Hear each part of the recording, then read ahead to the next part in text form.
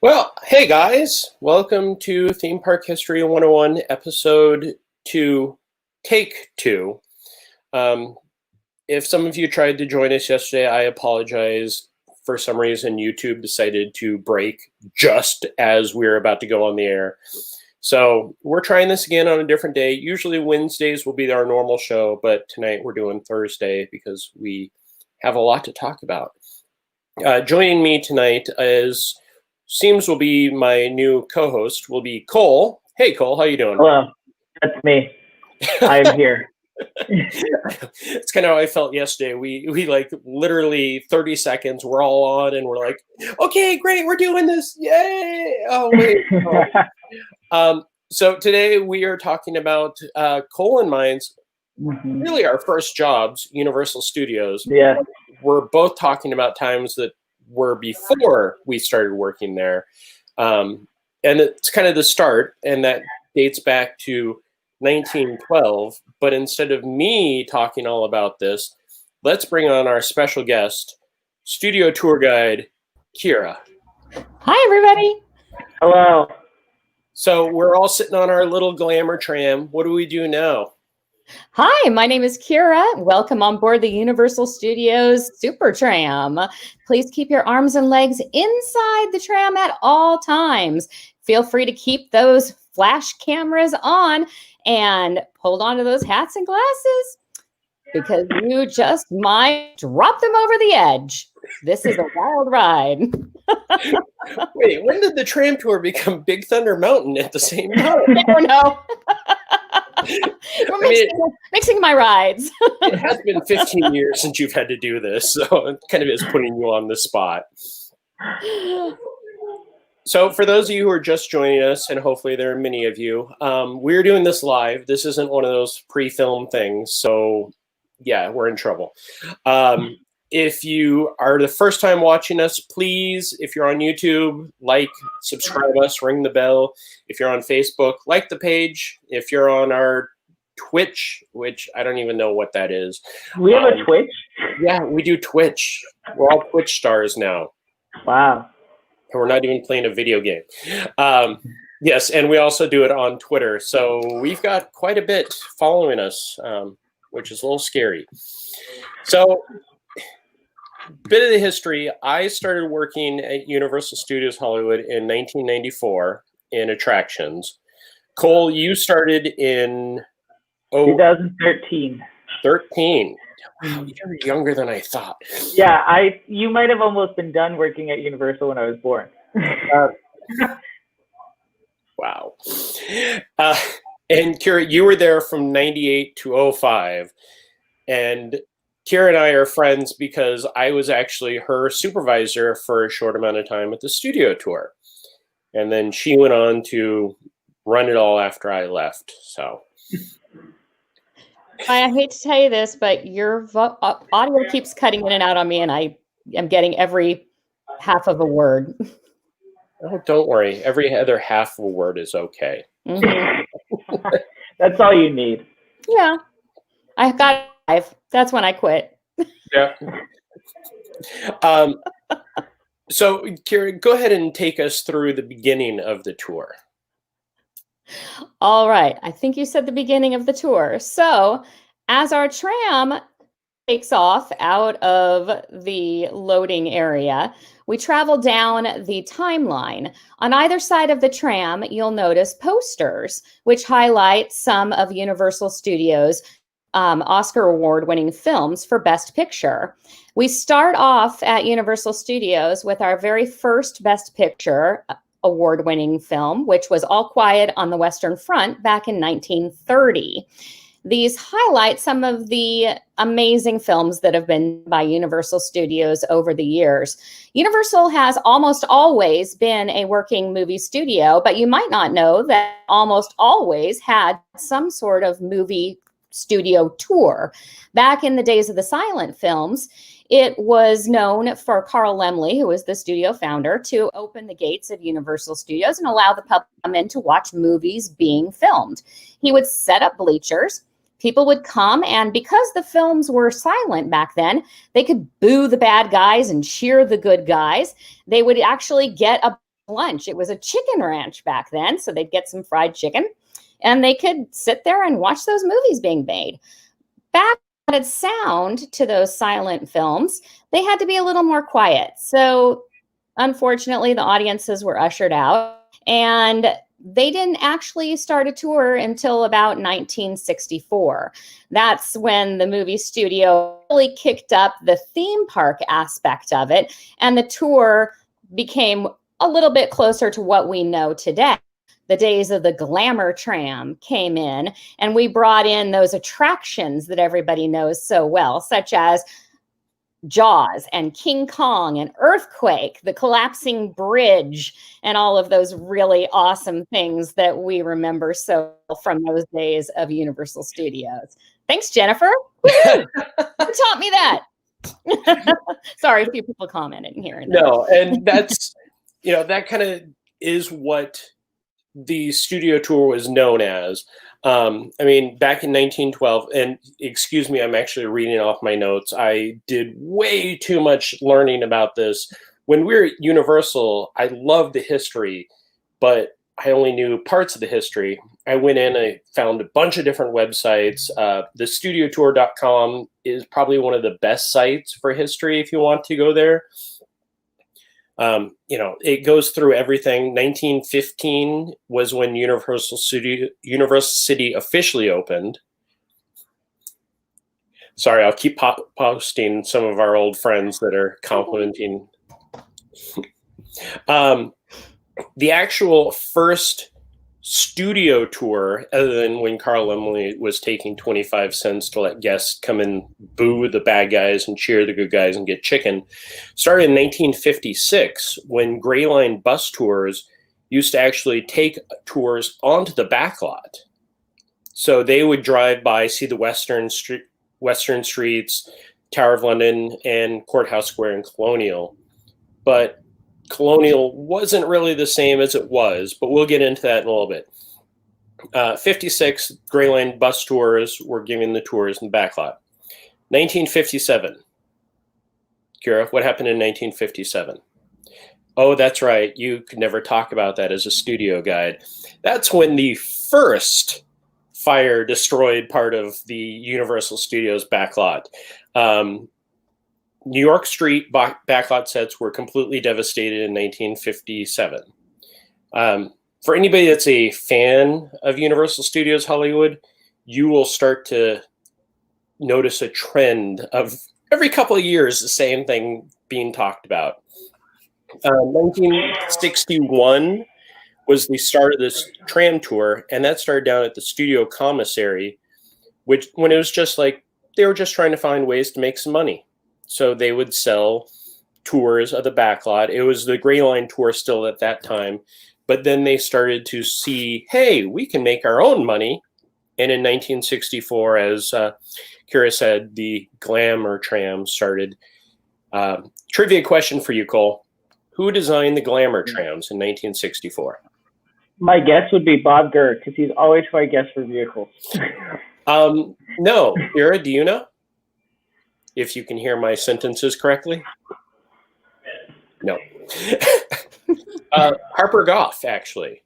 Oh, really? The person who designed everything from Disney was the person who designed the Glamour Trams. Oh, interesting. I know who did the costumes for tour guides. Who did them? Edith Head. Oh, wow. She was a famous costume designer. Yeah, look at that. They brought in all the people. Yeah. Edith Head was pretty much home at Universal. She was amazing. They still have the costume department in the back that is the Edith Head building. At least I believe it's still there. You can hardly see when you go there anymore. Maybe it burned down. Shh. No, we're not to the next one yet. In 1964, July 15th, even though the date seems to kind of vary of when it actually opened, the studio tour with the Glamour Trams kicked off with a total staff dedicated to the studio operations was 1 ticket seller, 2 guides, and 2 tram drivers. That's crazy. Yeah, admission was $2.50 for adults, $1.50 for children. And in the first year, 38,184 guests took the studio tour.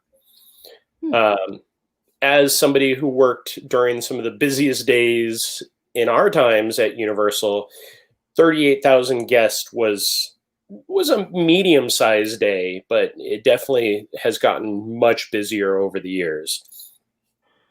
Mm-hmm. So in 1965, the Visitor Entertainment Center was built, and that's, from everything I can get, is Prop Plaza. And if you're not aware of Prop Plaza, it's a spot where the tram used to pull in halfway through in my time, and guests would get off, enjoy a chance to have a snack, take a fun photo lifting the A-Team van, see some of the incredible shrinking woman props. And that leads to another part of our story in just a little bit. So in 1967, that is when the actual upper lot was constructed. And the best part about that is Caltrans made a deal with Universal at the time, MCA, everybody that was there.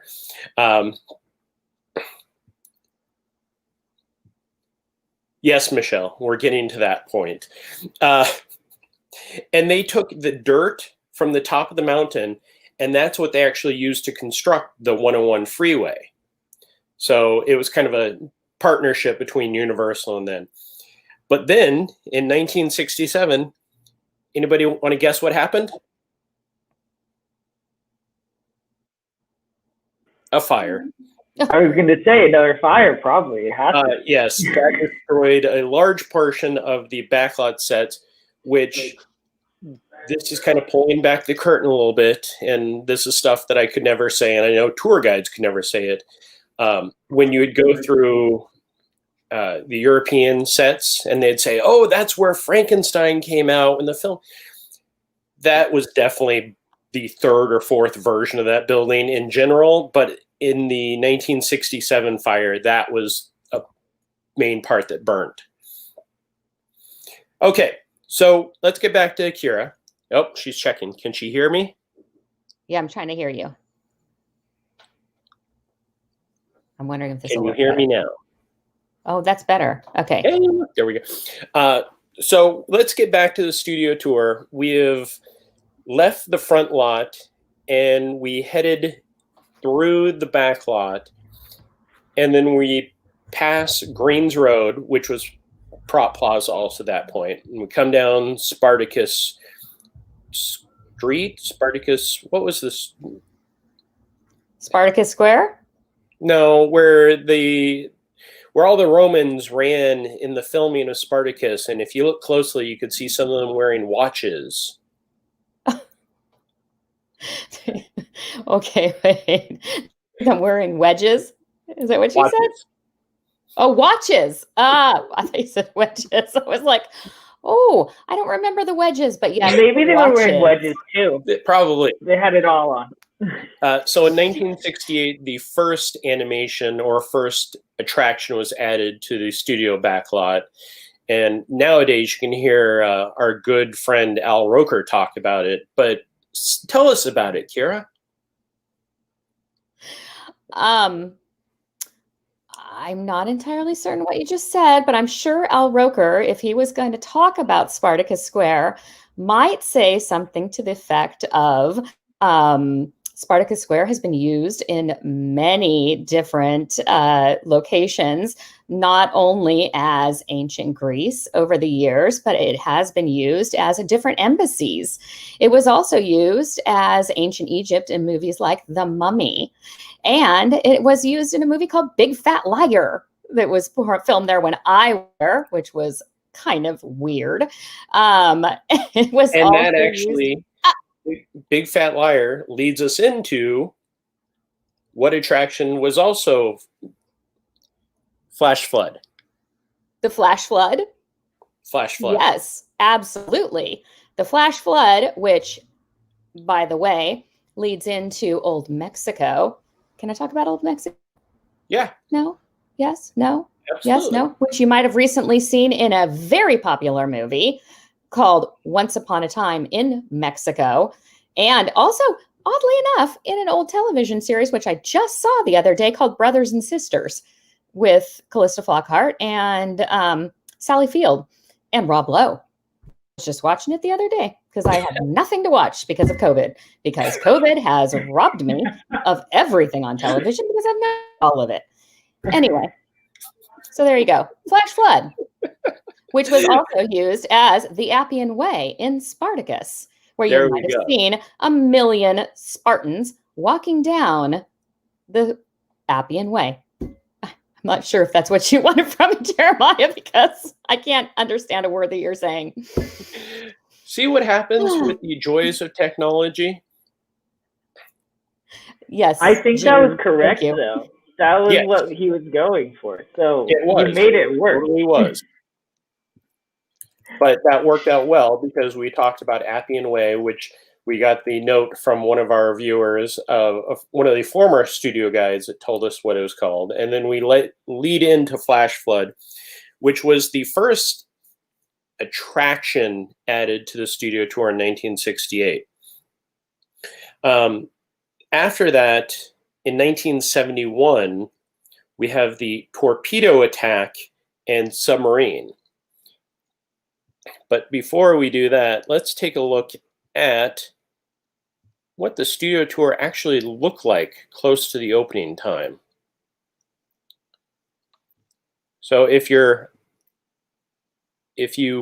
expand your screen, and hopefully you're not watching on a phone, this is one of the early maps that I was able to locate online. And it shows pretty much the tram came down, went through the front lot, went through Colonial Street, which Kira and I were talking about just prior to the show. Colonial Street, or Wisteria Lane as we know it now, is close to the end of the tour, but back in the day, it was right at the start, which would kind of be, we figured, where Amblin is. Again, something that we couldn't talk about as Universal employees because there's a long story about Amblin that we'll get into at some other point, because I think this is probably going to turn into a multi-part series. Oh, I can hear you now. Okay, Hey, go ahead. Hey. Hello, Kira. Hey, Jeremiah, you're here. So we were just talking about Colonial Street and its Yes. original placement, and I mentioned how it's somewhere around Amblin, and then I mentioned how we weren't allowed to talk about Amblin. Do you want to talk about Amblin and why we couldn't talk about Amblin? Well, so back in the day, there were various sightings of people here and there walking about, and people didn't often like when people would be viewed sometimes, and people would get very upset at this. And apparently, one of those things that would happen would be that people would sneak onto the tour or get on the tour and then decide to jump off of the tour and go find people. And one of the things was that if you pointed out Amblin, which was the production company for Steven Spielberg, that people would bail on the tour and go find Steven Spielberg to pitch movies or ask to be cast or things like that. So we weren't allowed to point out where Amblin was on the lot, just in case people would go and try and find Steven Spielberg.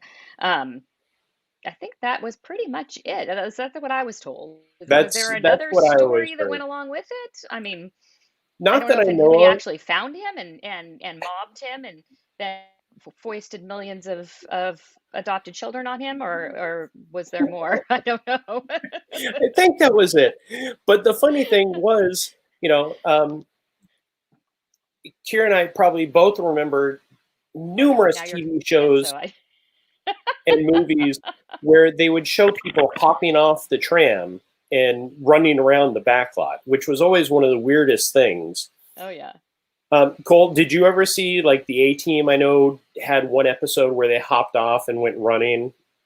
No, a bit before me. Oh, but come on. Reruns are there for a reason. I only watch modern stuff, really. I know. But yeah, Now they point out where Amblin is. Oh, the flash flood. Oh, Yeah. So now on the tour they do down the hill right at you. I miss those days.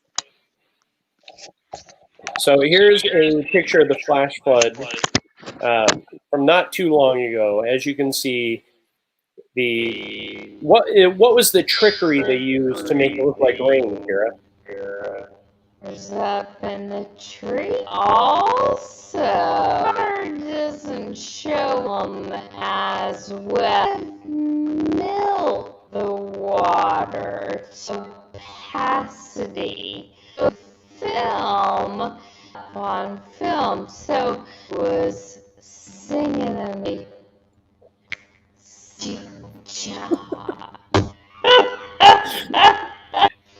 So I think Kira's connection may be a little I slow. did not. Cole, are you getting that also? Yeah, it sounds like it's talking like this whenever I hear anything. That's what I'm seeing also. It sounds kind of like a robot though, which is fun. I know, it is quite a bit of fun. I think I heard Cole go, yeah, that's what it sounded like. I was doing ET. Yes. E.T., yeah. Okay, so yes, the sound is malfunctioning. Yes, you're right. Yeah. I think that's pretty much. This sounds much better though. Yes, it sounds like Kira has caught up to modern day. So yeah, the flash flood was one of the highlights, and then back to my notes. I have a bunch of maps that I located over the years. Good I'm Lord. gonna keep looking so odd when I look in, so don't look at me on the side, people. Oh no, watching I at home, completely 'cause understand. I'm just trying to see everything here. No, this one is definitely one of those ones that I need to have the monster blown up. house. Yeah, so number one was the Visitor Village. yes, Prop Plaza. Oh, there you go. Waterhole rest area sounds a little odd. I'm gonna be honest. Like that. Just do whatever you gotta do at the water hole. I don't know what your business is, but okay. Yeah, so this will be a good chance to see Colonial and Courthouse. So this is the front lot. And then over here we have Colonial Street.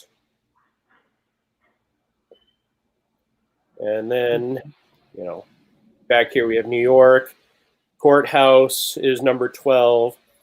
And then as we come around, we head into where they had the submarine and the torpedo attack, which seems to be have stuck around for many years. We could still see at times the torpedo attack over the years.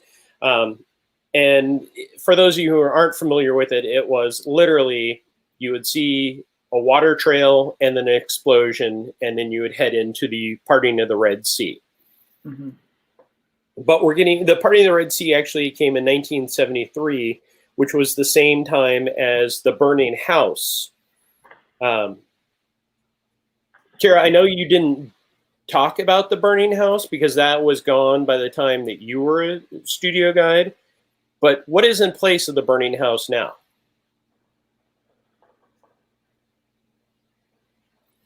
You know what? I don't know. I'll give you a hint. You guys, it always seemed like the female tour guides love to drive past this spot when they're washing their fire engines. Wait. Fire Station 51? Yes. Fire Station 51 Fire Station is 51. right where the burning house was, or in that equivalent. So you'd be going down the hill and you'd pass that. And then the other thing in 73, like I said, the parting in the Red Sea. Kira, did you ever see one of the infamous problems of the party in the Red Sea that I was always told not to drive through there in my car for a specific reason? Huh. That's a no.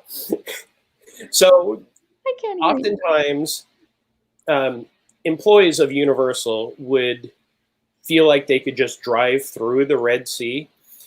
And Oh, it was designed at such a curve, cars would actually get caught in the middle and they would bottom out. And sometimes the Red Sea would close. I heard stories, and if any of the tour guides or former managers of the Backlot know any better stories, I'd love to hear it, that there were times where people would climb up on their roof as the water was filling in and start waving and trying to get everybody's attention to stop it.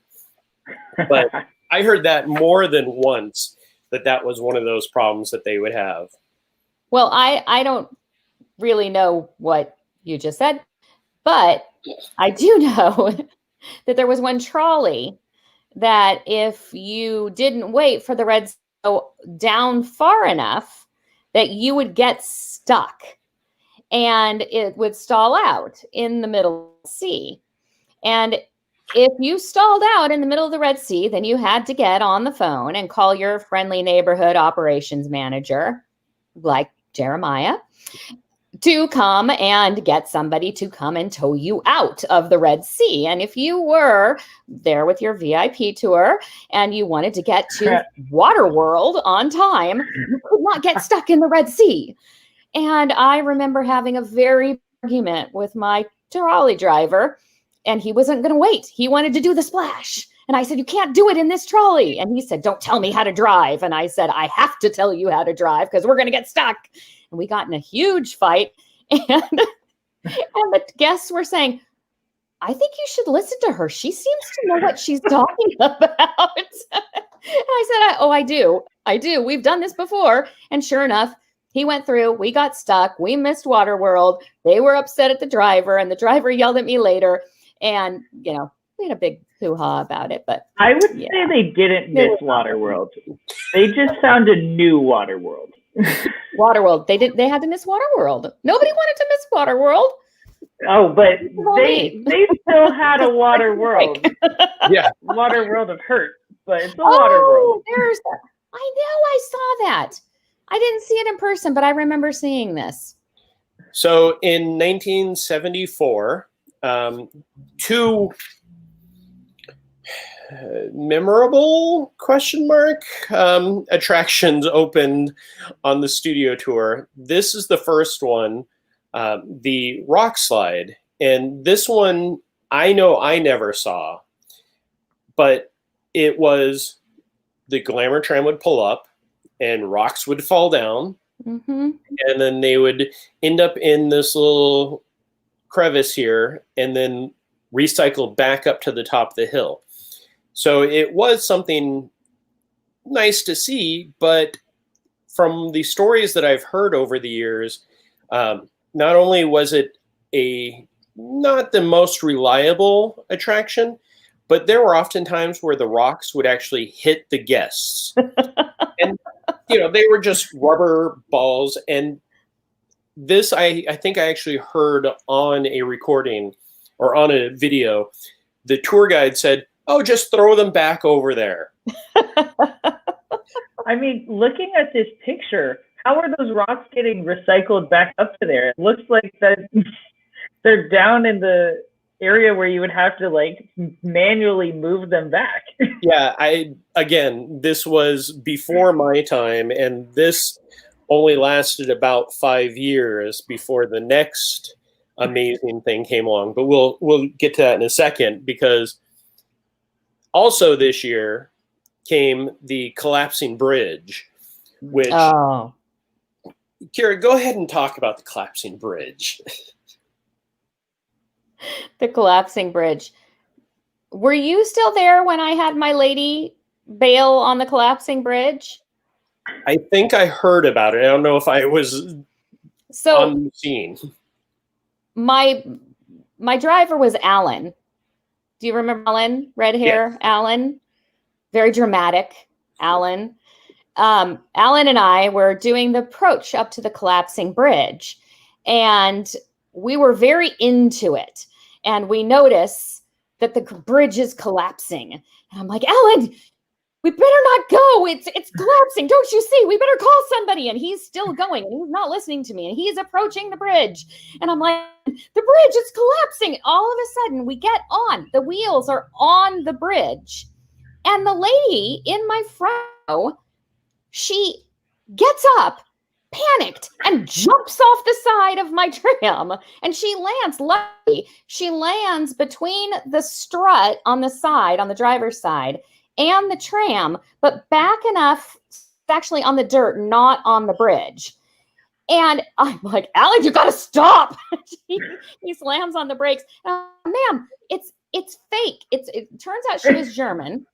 She didn't speak English. She didn't realize we were just joking and that the bridge was not actually collapsing. She bought it hook, line, and sinker. She thought we were really good at it. It was amazing. Just I was like, okay, I guess we just need to tone it down just a bit. But it was probably, I thought for sure she was going to go right over the edge into the water below or something. But it was pretty crazy. But every studio guy did want to be an actor, so you did very well convincing them. Best audition of my life, right there, out the window. I have also walked on that bridge, actually. When I was working there, they used to let you exercise on the studio lot, like 3 times a week. They would have just like workouts just on the back lot, and it was just kind of odd. But like at one point, I was there, and me and my friend were like, "Oh, what if we just walk across?" And we did.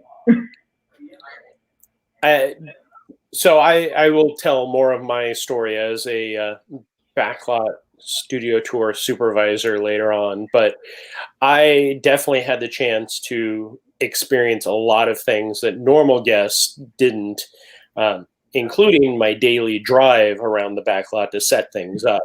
And that was the highlight of probably one of my favorite things I've ever done in any job. But we'll get to that in a little bit. So we've got the collapsing bridge. We've got the rock slide. 1975 comes one of the most unique animations of the Backlot, and that was the runaway train. So the runaway train wasn't anything amazing. It was a great effect. You'd pull up in your tram and you go, "Oh no, the train's coming, the train's," and it would come and it would stop. When it was a Glamour Tram and there were only 2 cars, it was great. It was lots of fun. So as the years went on, the tram started expanding. If you're in the 3rd or 4th car, you're just like, "Oh, those people in the front car are screwed." Sorry. But one of the other unique things about the runaway train is that it is still there to this day, just not as we know it. The runaway train, for those of you who never got a chance to take it, the amazing Backlot tour in one of its highlights, at one point had Mr. T, or a cardboard cutout of Mr. T, doing this as it rushed at you. And then they kind of retired the runaway train, but it is still just parked just off to the side, right by Denver Street. And you can see it if you're going in certain angles. If you're coming out of Flash Flood and kind of heading towards Amity, you can still see it off to the side. But it's just sitting there parked. I always wonder if it could still start up. You could see it in NBC's The Good Place. Yes, they've definitely used it on many things over the years. Mm-hmm. Probably the most recent one I could think of. Yeah, and then the other thing that opened in 1975, and this was probably one of my favorite things over the years. At that point, it was the ice tunnel. Yes. And everybody knows the ice tunnel from that one Bionic Man or Bionic Woman episode where he goes running through. Yeah. Banana. Banana. Exactly. But the ice tunnel has gone through so many different versions over the years. It was the ice tunnel, and then as one of our good friends who's still at Universal starred in a hit movie, Dante's Peak. Would that be Kirk Turner? It was. Did you my feel heart. that? I love him. He touched my hand once. I never watched it again. One of the greatest guys. He was in Dante's Peak. He had a couple lines, but he had one. It's like, did you feel that? And that he Must Love Dogs. Yes. Also. But he used it on the Starway many times when he would edit the audio of it. So we'd hear him randomly. I was like, okay, Kurt, got that.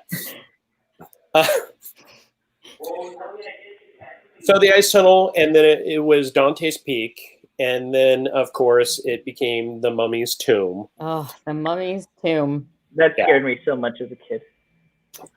So one of the things, I was actually a backlot supervisor when the Mummy's Tomb was being created, and they went in and they tore. When you pull into the attraction, you see the sarcophagus with the balls, because it's all that those beetles are from a ball pit, and they just kind of move.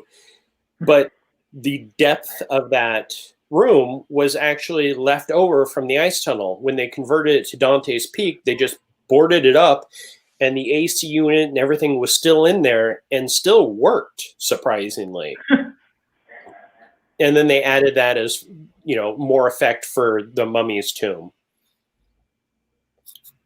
I'm enjoying reading some of our comments. Some that I can't put up, but I'll put up this one. Little Europe, it was in City Slickers. Little Europe was also one of my favorite films that we talked about yesterday, briefly before we went on, the Twilight Zone movie, which we can't go into a lot of detail about the Twilight Zone movie. I just don't even want to address that whole situation. But in Little Europe, for many years, they still had the bullet holes up where, what was the gentleman's name, the lead in that scene, Kira? Do you remember? I didn't hear what it said. What was it? The lead in that scene in the Twilight Zone movie. Oh, in the Twilight movie? Yeah, the Robert guy. Pattinson. No, not Cole. The guy we can't talk about? No, the actor. The actor? Yeah. Or the director? The actor. Vic Morrow? Yes. On the wing? John Lithgow? Technical difficulties. Yes, Vic Morrow. Where he was up on the ledge, you could see the bullet hole. Richard Murray? Were you here for Richard Murray? No. I don't think you were here for Richard Murray. No, I don't think I was. Oh, you don't know Richard Murray. Oh. I don't think we should get into Richard Murray right now. Part 2 will be Richard Murray. I'll have to tell you the story of Richard Murray. Some of us may remember. Okay. So we move forward into what became pretty much the backlot tour for most of the 80s and into the 90s, the 1976 version, where our good friend Jaws joined us. Bruce. Hang on, So let's just take a tour, shall we? So you start up here. This was the upper lot. There's the Wild West Stunt Show. Mm-hmm. And then you'd come down past the burning house, the amphitheater when it still didn't have a roof. Mm-hmm. and then there's the rock slide. Mm-hmm. And then you're onto the front lot. And at this point, the Colonial Street had been closed for relocation. And that was relocated in 81. But you go through New York, and depending on who set up the route, you could either take the collapsing bridge and come around and head down through Flash Flood and 6 Points in Little Mexico, and then past the lake, and there's the torpedo and submarines. What is that boat? That was just the paddle wheel. I can't remember what that was actually from, but where the paddle wheel is now is the park that they say that they can turn into any park. Oh, yeah. By the underwater filming vault. Mm-hmm. Filming Yeah. tank. Yes. Underwater film vault. By the film vault. That we're not supposed to point out. There's no film vault here. We have no film vault. These are So- not the films you're looking for. What is film? Seriously. So there's the runaway train. We got Little Europe down here. There is the square. I mean, I could actually just read these things off. You if could. you want to, but what fun is that? No, it's way more fun to go the other way. Well, like Mexican Village. We never called it the Mexican Village. I know. Well, European Street, location for the French Riviera scene in Rich Man, Poor Man. That classic. Yes. Of course. Waterfall.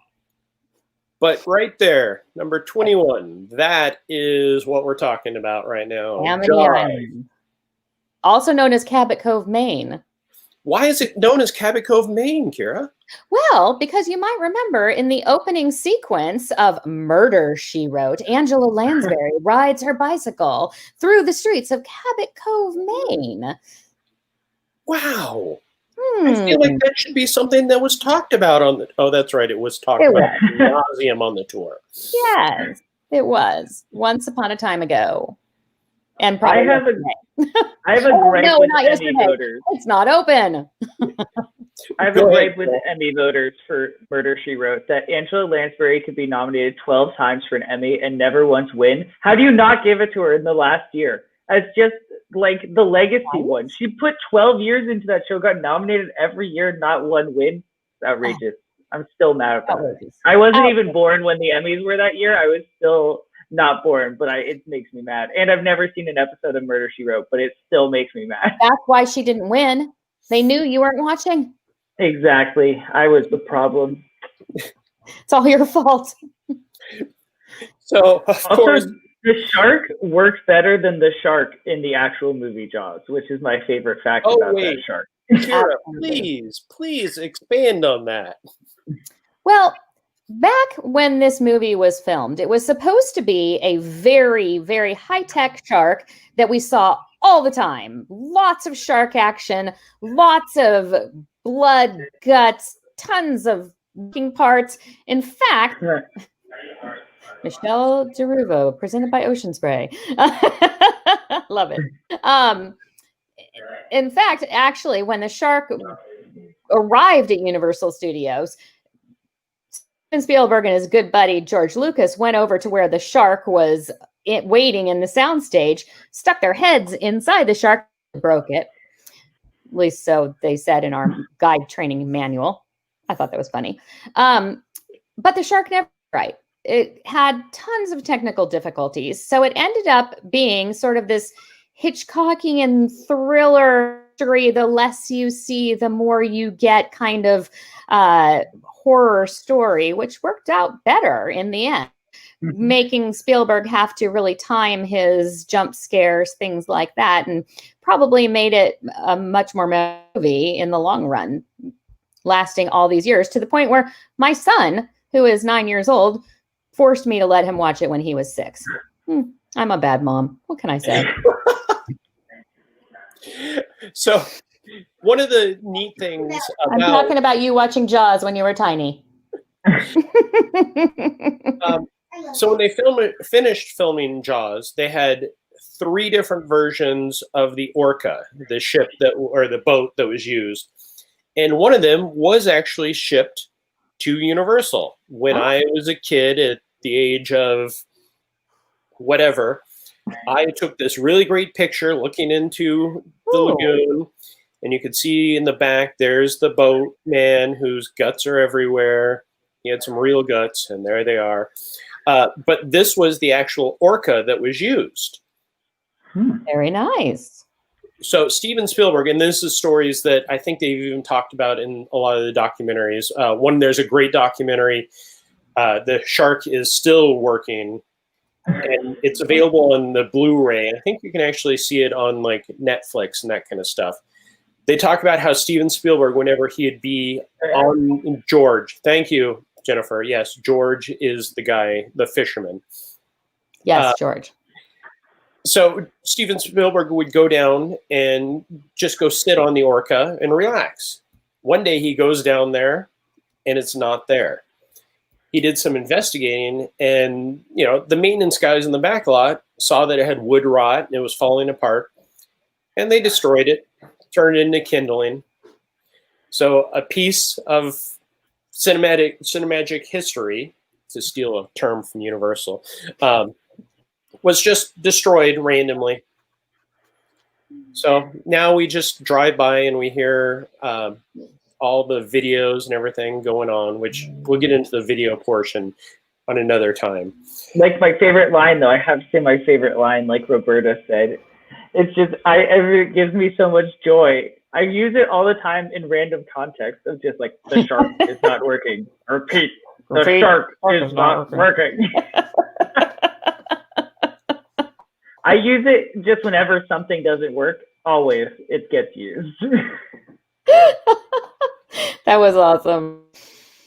So moving forward, 77, we had the Screen Test Theater makes its debut on the upper lot using Emergency, the TV show, as a theme. Most people remember Screen Test Theater as the Screen Test Comedy Theater, which then turned into Star Trek, which then turned into Cole. I wrote about this. I have no excuse to not know this. Star Trek. What year did Star Trek end? Star Trek was. Oh my God, I feel really bad for not knowing. This is like the one reason that I came here. This was supposed to be my whole thing. I think it wasn't Rugrats. It wasn't Rugrats. It was Flintstones, right? Was it Flintstones? There you go. Yes. Yes. One of those shows that you saw and you went, "What in the world is this?" Kira, did you ever see the Flintstones Rocks show? Did I see the Flintstone show? At Universal, yeah. No. We did. We had the Flintstone sets over in the lead up to the flash flood on the way. But we didn't have, they didn't have the show when I was there. Yeah, I think it may have closed before you came on board, because I think it opened. I kind of love that Flintstone show. I never saw it, or I might have seen it as a super young kid, but when I watched it to write my article about it, I was kind of all in. I was like, this is really silly, but really fun. I think really the only thing that comes out of the Flintstone show, now, is the overhead track that they used to make the Pteranodon fly, or pterodactyl as they call it in the Flintstone show, got relocated into the Castle Theater for their aerial stuff years later. But getting into the upper lot, and this turned from, we're going to talk about a lot of stuff, to we're just talking about the tour right now. So 1979, we lost, probably in 76, we lost the rock slide because they had to start doing work on the next amazing attraction. And I have to show off again my amazing photo talent. And by amazing photo talent, this is why you should not give a little kid a camera. I would say, not Oh, even having my. seen the picture, this is exactly why you have to give a little kid a camera. For gems like this. How else could you see the Cylon? So, Battle of Galactica opened in 1979 with some amazing things, such as lasers that were lights. So, I think that's Ganesh from the Jungle Boat tour. no, right in the front is a silver Cylon, not one of the gold Cylons. So I will bring up something else that'll help understand a little bit better what 1979 looked like for the backlot. I wish there was high quality video of the Battle of Galactica. It's like, it was so cool, even just in the kind of junky footage that I saw. It was like, I thought it was awesome. It was really one of those very unique things. And you can see this map is essentially the same as the other one. There's a few small things added, but right there, the Battle of Galactica. Yes. So here's the piece that I got off of the studio tour. Battle Galactica attraction is added to the tram tour. The tram is stopped by a robot in a tank. Really, it's a Cylon. And ordered into a soundstage, not a soundstage. It was the actual spaceship. Duh. An elaborate robotic laser attack is enacted on the tram.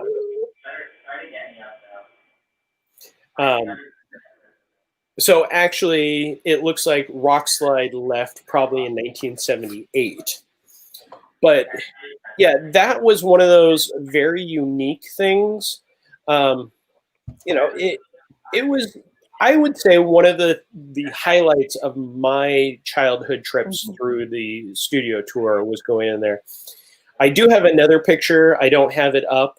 And if any of our older tour guides that are watching still have any information about this, I'd love for you to add a comment. When you pulled in, they had an alien in like a control panel area. And I have a picture of him reading a newspaper like he is using the restroom. And I've heard stories over the years that it was something that the maintenance people would put in, that, the tour guides would change. I never got a true story of it, but it was definitely one of those things that I will remember that for the rest of my life. I think one other cool thing about the Battle of Galactica was that they had like the animatronics, but they also had an actor in there too, which was kind of fun. Like, you don't see that very often, of an actor interacting with kind of the rest of the show pieces. So I thought that was just like a really fun element that I wish we would see replicate. There was rumors that was going to be part of the Fast and Furious, but did not happen. Yeah, Universal always found a way to put some poor actor or team member or studio guide into places that, wasn't the most comfortable for them. And Michelle points out it was Apollo, was the live actor. My favorite is currently, well, not currently, but in the before times, Norman Bates now does a normal every tram sequence, which I've heard was inspired by Jim Carrey doing it when he was filming Man on the Moon. I don't recall hearing stories of it before that. But again, we're getting far ahead of ourselves. I don't know if he would have done it on Man on the Moon, because he was so in character. Really? He dressed up as Norman Bates as Mother and ran around and scared trams. I guess that would be an Andy Kaufman thing to do. If he was really trying to be Andy Kaufman, I guess he would go so method that he'd be like, okay, if Andy Kaufman was in this situation, what would he do? He would dress up as Mother and try to scare trams. Okay, got it. Yeah, Kira, were you around for the Man on the Moon filming stories? I don't know. I don't think so. You had to have been there, but we'll argue later. No, when he was filming that, there were a lot of incidents with Jim Carrey on the studio tour and around the lot having problems, including my favorite story is the National Enquirer got pictures of him holding the Howdy Doody doll, and we got a lot of feedback from the production about how dare people be on the back lot and take pictures. And one of my fellow supervisors actually had to figure out where the cameraman stood and how he could have gotten the shot. And they determined that it was on the Starway on the second landing with a high telephoto lens pointing down into the front lot area of the sound stages. Yeah, so there was a lot of those fun things. So Battle of Galactica, moving to the 80s, Castle Dracula, which became the Castle Theater, which became the Adventures of Conan, and then became Beetlejuice, and then became Spider-Man Rocks. Two of the worst shows ever put on at Universal. Spider-Man Rocks. And Cole? The Creature from the Black Lagoon musical, but that show is not terrible, okay? I stand by this fact that show is really fun. So, Kira, if you never got a chance to see Creature from the Black Lagoon show, you're in luck because it was horrible. I disagree. Spider-Man was much worse, but Creature from the Black Lagoon actually had some decent songs in it. Well, yeah, Spider-Man was one of the worst shows ever done, and that'll again be topics for a later show. But 1984 is when I started going more as a kid, and the big thing that opened in 84, again, give a kid a Kodak Instamatic camera and these are the pictures you get. But the fact that I have A-Team with the slide for life, that was one of the most amazing shows. And, you know, kind of what came after it, I think both versions after it, the Miami Vice and currently Waterworld, pale in comparison, but that could also be the fact that I was a 10-year-old kid seeing how cool the A-Team was and some guy driving around wearing a mohawk. Yes. Kira, when was your first visit to Universal? I want to say it was in 78 or 79. With my mother had just started dating my stepfather, so it was like 78 or 79. We were really little, and I wish I had thought to grab some pictures, but and then we went again with my father later on. But one of the earlier visits, I remember they were working on Back to the Future. And so I got to see it when it was transformed, when Courthouse Square was transformed for 1985. It had been changed to 1985. So I got to see it all run down in the 1985 era of the set change. And all the tour guides were talking about, you know, their big movie that was going to be coming out, and you know, the whole time change and the going back to the future. I couldn't even begin to imagine what it was going to be like. And then to see it, the movie on the screen not too long later was fantastic. It was one of those moments where I was like, it was so real, you know, it was really impressed me that we had been there and seen that and then saw it in the theater was amazing. It was like so pertinent. It was really incredible, actually. And forever after, even when we were going through guide training, a few of us snuck in. We crawled to the top of the clock tower. There's a picture of me and was standing up there, and it was just like one of those constraints that I know you guys aren't supposed to know this, but whatever. Anymore. So that was Are they gonna fire you? those moments that if you told me as a little girl that I wouldn't be doing the tram tour years later, I would have thought that would be the coolest thing ever. So James, Airport 77 we've screen got test theater. the Airport 77 screen test theater. For us, it was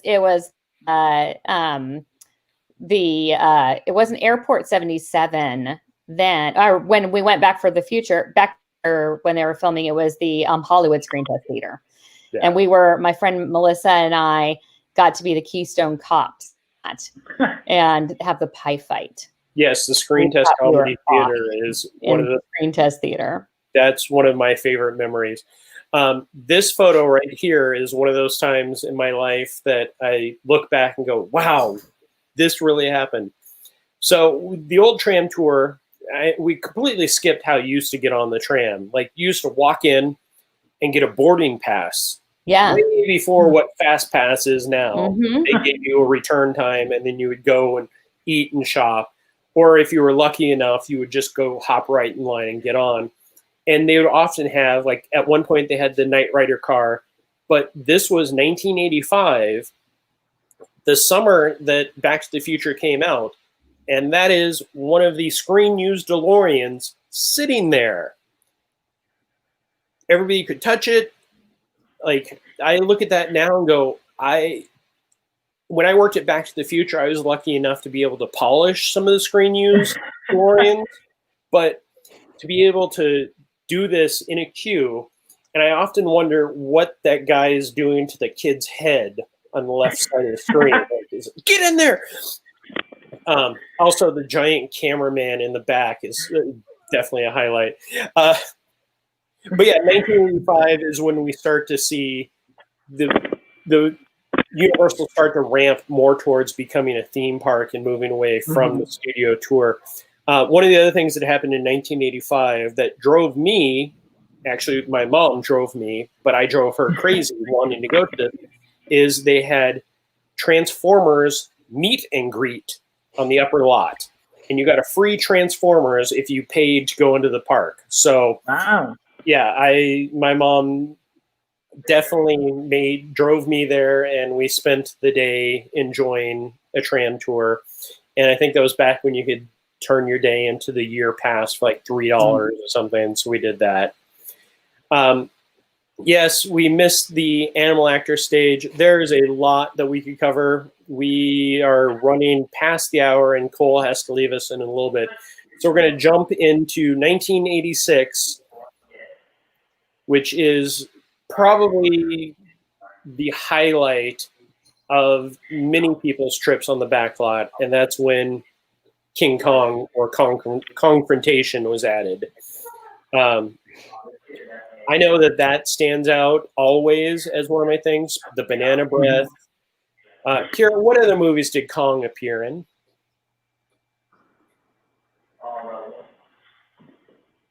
What movie did Kong appear in? What movie did Kong appear?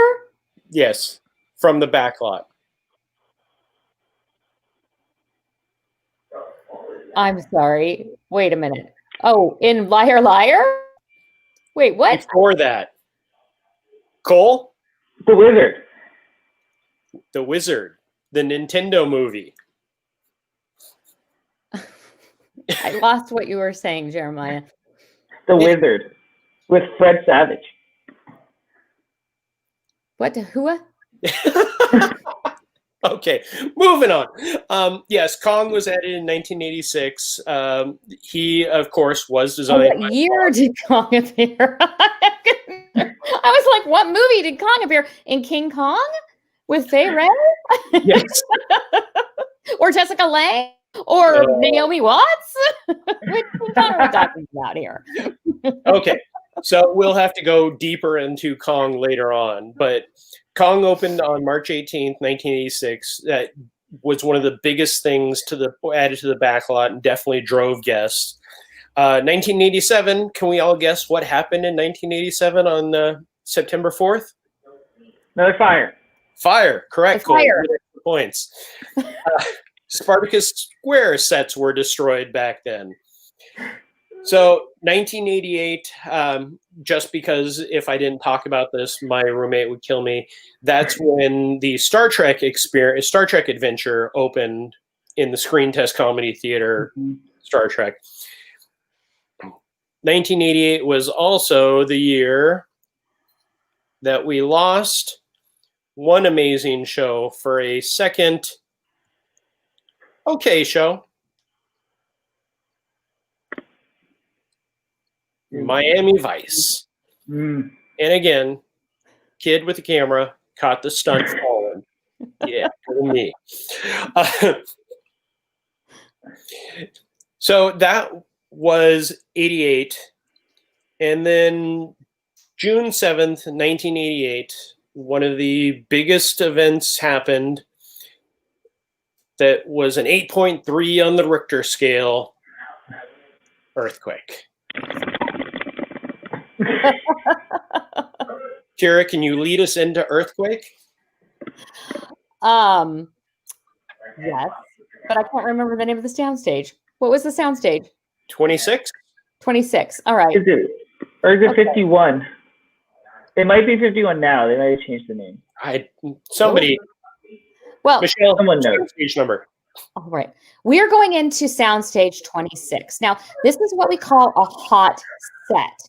And that means that we are doing some active shooting here. As we come inside, you might notice that either side it is dressed to look like a subway scene. So the movie that they're working on here is set in any urban area, but I believe this is supposed to be New York. You might notice the street signs. Soundstage 50. Nice. And you can see that it's dressed to look like it. Wait a minute. Uh-oh. Okay, you guys. Okay, everybody remain seated. Try not to panic. You know, this is Southern California. We do get a little tremor every we're having some technical difficulties here. Okay, everybody, hold on. Water, no. Oh my God. Okay. All right. Okay. It's just, it's okay, Jack. It's okay. Don't worry. It's okay. Oh. You lived through, I scared the cat. You just lived through an 8.5 on the Richter scale. That was earthquake. Something happened and they was a practical set and there's a lot of water and there it goes. It's and I can't remember. That was so good. It was. It was not so a real good. earthquake, Jack. It's okay. We're good. Just scared the kid. I guess I did too good a job. So I thought you were suffering I thought you were having a heart attack. I'm not having a heart attack. That's right. So Earthquake was the last major attraction added to the studio tour prior to Universal turning into a theme park. That's why I earned this. All access pass, baby. Yeah. Yeah. You know who taught me that? Bill Roper. So summer of '88, Earthquake opened. The story that I heard Sorry, Kitty. many times was July 4th, and this will be where Michelle will chime in. We had the Prop Plaza riots. Apparently, there were 2-hour waits to get back on the tram from Prop Plaza. And Prop Plaza is where they drop you off. You'd have a snack, you would enjoy the time, and then you would get on the tram to keep going. The tram tour used to be 2 hours at that point. So waiting in line for 2 hours to get back on the tram to finish it wasn't the highlight of many guests. And I heard from, okay, thank you, Michelle. So is corrected, 1990. I heard from many different employees in different departments that guests just started walking. They didn't care about waiting anymore. They were annoyed and just started walking the back lot. And they had to call supervisors. They had to call maintenance. They called everybody possible to go and round them up. And after that, immediately the plans for the lower lot came about, and the Starway system, which led down to the lower lot. But that leads into the actual theme park part of Universal, so we won't go into that because we have E.T., Back to the Future, Jurassic Park, Backdraft, World of Cinemagic, everything else. I mean, we completely skipped over being off the tram the first time to go into the sound stages.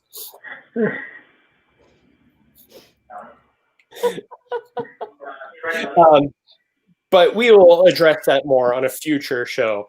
But I do want to wrap up with one more thing that happened in 1990.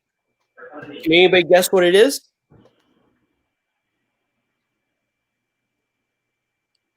It was another fire. Another fire? No, I should have known. Only 3 years later, another fire. Yeah. So a large fire on the backlot destroyed up to a fifth of the permanent backlot sets, including New York Street and some period cars for Sylvester Stallone's film Oscar. A security guard was later charged with arson. Those New York sets have burned down like so many times. Yeah, so next time we are going to actually have Michelle on, even though I probably won't have her on because she still works for Universal. And I don't want to get her in too much trouble. But she's also controls most supervisors there anyway with the snap of her finger. So on that, I think we're going to wrap up. I know Cole has to disappear and Kira has to go do some counseling for her child with the earthquake she just caused. So, gang, thank you guys very much for spending an hour and almost 15 minutes with me babbling about all of this. I'd like to thank Cole and Kira, two great people who put up with me babbling. If you guys did enjoy this, please, even if you didn't enjoy it, please like this stream, ring the bell, subscribe. That way you can get notifications. Yes, you can get notified every time. Yeah. And we do go live quite often. I normally, for those of you who don't follow the stream, walk the parks or Disney Springs here at Florida, both Universal and Disney, kind of showing what the world looks like here in Florida where everything's open as opposed to California where everything's closed. So everybody, thank you very much. If you have any comments, please send it over to us. Jeremiah at Laughing Place. You can send me anything, suggestions, stories that you may want to hear in the future or that you want to tell in the future. Other than that, thank you guys. And how did we wrap up the tour, Kira? I usually fell. I would walk off the tram and fall down, but, you know, or walk into Guy Dispatch and say, whip me. I need to take it and get out of here. Okay, and with that, or have another one. Have a fantastic day. No. Remember, we'll see you in the movies. That's it. That's it.